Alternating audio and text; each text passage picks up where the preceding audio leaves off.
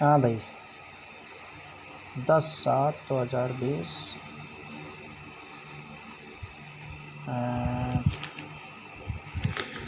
अच्छा,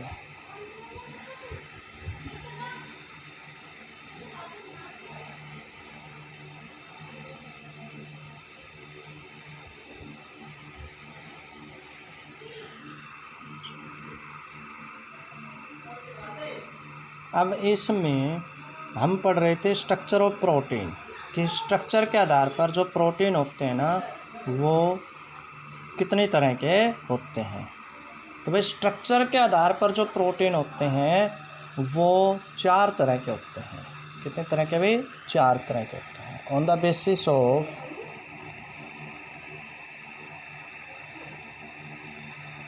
स्ट्रक्चर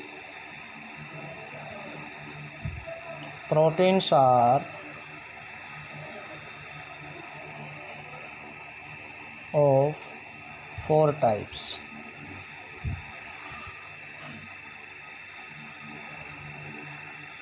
कौन कौन से भाई? प्राइमरी, सेकेंडरी, टर्सरी और क्वाटरनरी। सबसे पहले भाई प्राइमरी।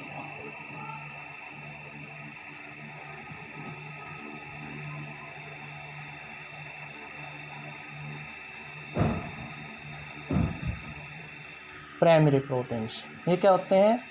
जिसके अंदर अमीनो एसिड की सीक्वेंस पॉलीपेप्टाइड चेन में बिल्कुल सीधी होती है।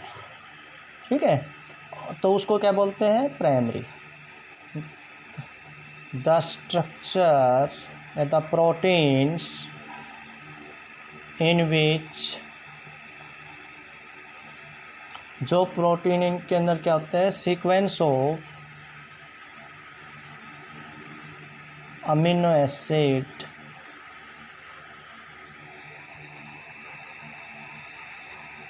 अमीनो एसिड की जो सीक्वेंस होती है आर लिंक्ड टू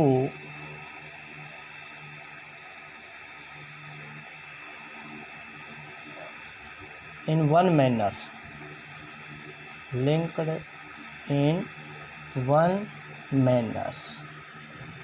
ठीक है, तो इस प्रकार से ये जुड़ती है, तो ये क्या कहलाता है? प्राइमरी प्रोटीन्स कहलाता है। प्राइमरी प्रोटीन की स्ट्रक्चर इस तरह होती है भाई, इस तरह से, जिसमें अमीनो एसिड जुड़ते हैं और एक लीनियर स्ट्रक्चर बनाते हैं and form a linear structure. इस तरह से एक लीनियर स्ट्रक्चर बनाते हैं। ये क्या है? प्राइमरी प्रोटीन है। उसके बाद दूसरा आता है भाई हमारा secondary proteins.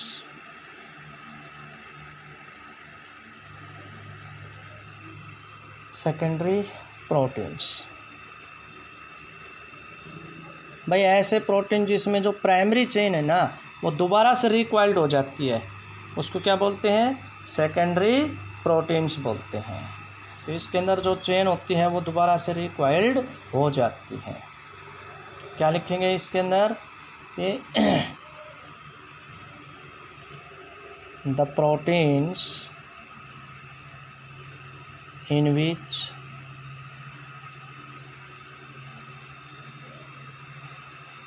Manner of amino acid chain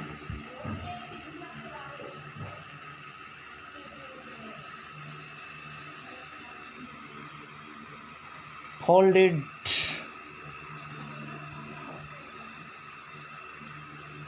is known as secondary structures।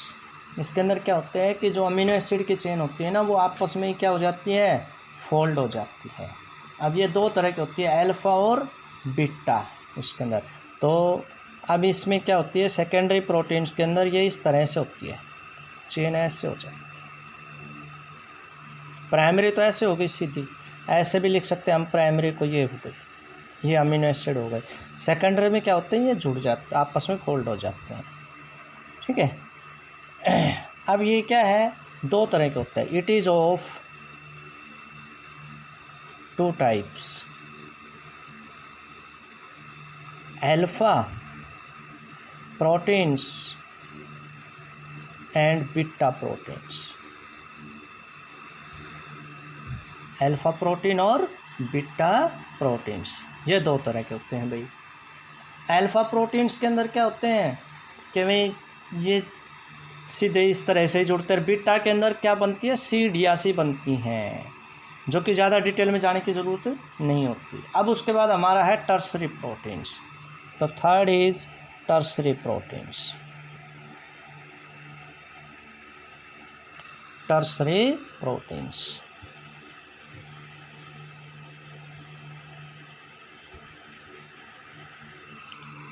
Tertiary protein के अंदर क्या होता है भाई कि इसके अंदर जो चेन होती है वो 3 बार फोल्ड हो जाती है। In this type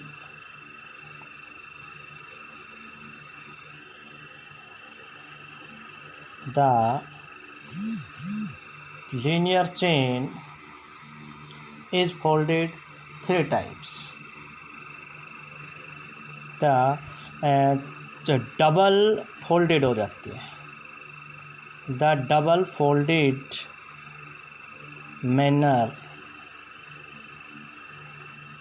of amino acid chain occur. इस अमीनो एसिड चेन की क्या होती है, डबल क्या हो जाती है भाई, फोल्डेड हो जाती है।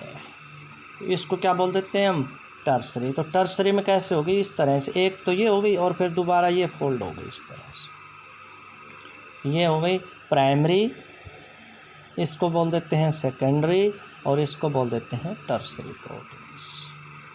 ठीक है, तो ये टर्सरी प्रोटीन्स होते हैं।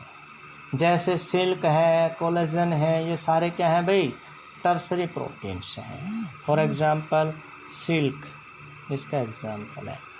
इसका एग्जांपल हो गया फाइबर्स, सीधे जो फाइबर्स होते हैं। उसके बाद अगली है भाई हमारी क्वाटरनरी प्रोटीन्स। चौथा क्या है, quaternary proteins.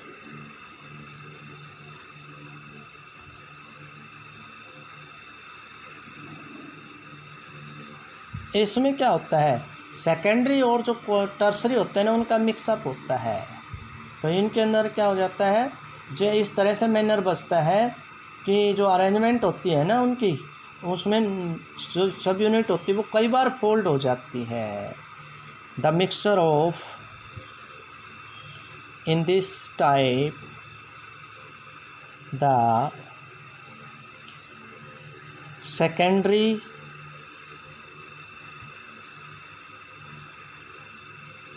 And tertiary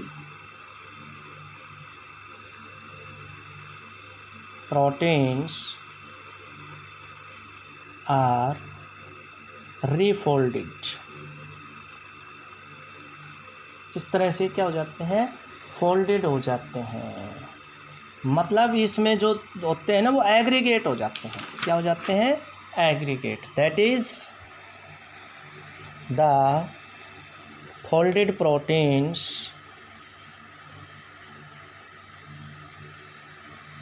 become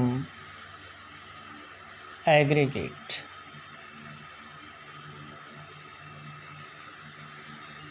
ठीक है, और इस तरह से ये फिर एक लंबी इस तरह से स्ट्रक्चर बनाते हैं। जैसे ये हमारा था वही इसमें। ठीक है, और सेकेंडरी चेन इसके अंदर फिर दोबारा से फोल्ड हो जाती है। तो इसको बोलते हैं quaternary.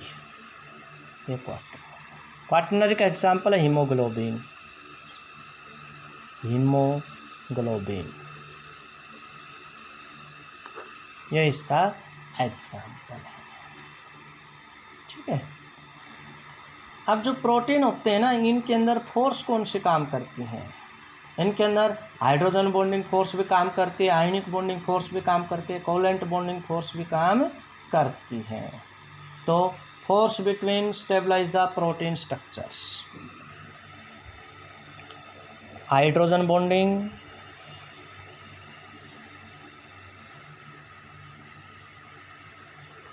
ionic bonding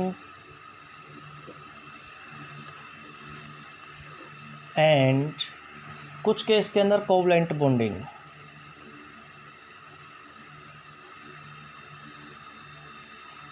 play important role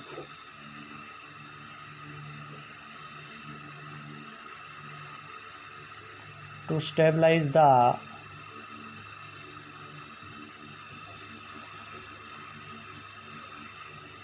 protein structure.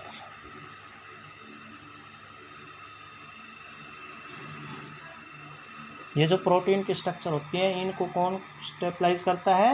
Hydrogen bonding होती है, किसी के अंदर आयनिक बॉन्डिंग होती है, किसी के अंदर कोवलेंट बॉन्डिंग भी होती है। तो इस तरह से ये हो जाते हैं स्टेबलाइज।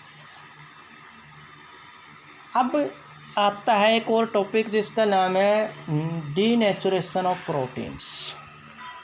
अगला जो टॉपिक है हमारा वो है भाई डीनेचुरेशन ऑफ प्रोटीन्स के जो प्रोटीन होते हैं उनकी शेप का चेंज हो जाना।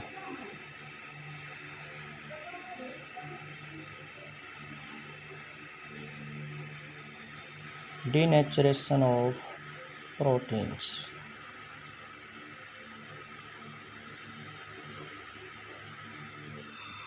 प्रोटीन का डीनेचर हो जाना।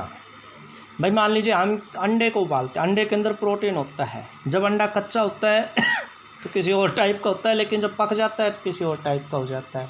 तो इस प्रकार उसकी ओरिजिनल शेप का चेंज हो जाना क्या कहलाता है? डीनेचुरेशन ऑफ प्रोटीन कहलाता है। तो क्या आएंगे इसमें? A process that change the physical and biological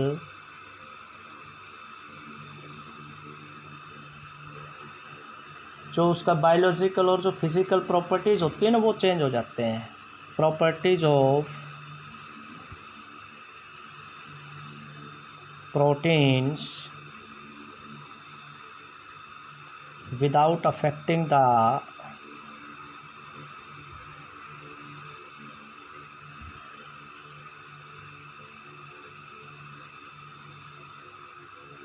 chemical composition.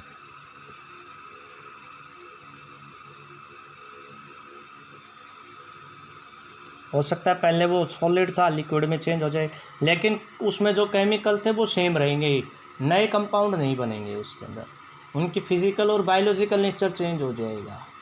ठीक है। Composition of a protein is known as denaturation.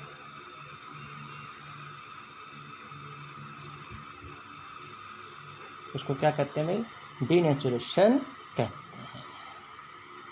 ठीक है। मान लीजिए ये कोई प्रोटीन था हमारे पास, इस तरह से पड़ा हुआ था। अब हमने इसको क्या कर दिया? हीट कर दिया। हीट करने के बाद ये प्रोटीन इस तरह से हो गया, तो ये इसका क्या हो गया? डीनेचुरेशन हो गया, मतलब इसका नेचर चेंज हो गया। मान लीजिए हम क्वाटरनरी है, ये क्वाटरनरी को हीट कर दें तो ये टर्सरी में चेंज हो जाएगा, सेकेंडरी में भी चेंज हो जाएगा।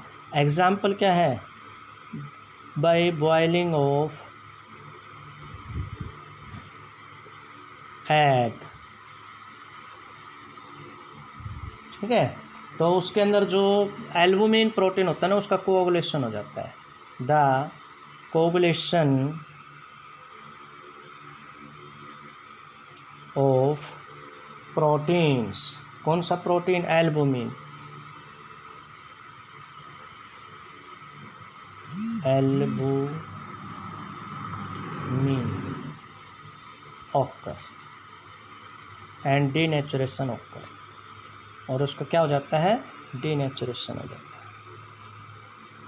डीनेचुरेशन। ठीक है। तो भाई ये था आज का